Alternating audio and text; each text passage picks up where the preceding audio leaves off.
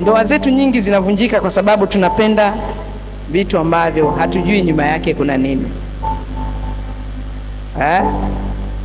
Haleluya. Atamba siku hiyo anasema nimeolewa na handsome kwenye ukoo wetu wote. Na ni kweli, akipita hapa siku hiyo na suti yake ndo anakuja kuoa, watu wote tunamwangalia. Bwana Yesu asifiwe sana. Baada ya siku 3 ndani ya ule handsome kuna kero nyingi, bora ungeolewa na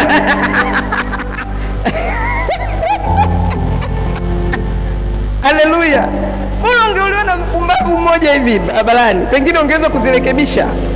Na ubaya zaidi ya mtu ambaye anajijua ana kitu fulani tofauti na mwingine, alafu ndo ambacho kinampa kuweka mjini, anakuwa anakitunza kile kitu, anakilingia, anakutesa.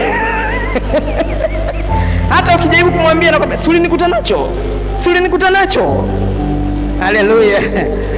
Binti zangu anasema nitaenda kumrekebishia huko. Ulimkuta nacho. Ndicho anachokipenda.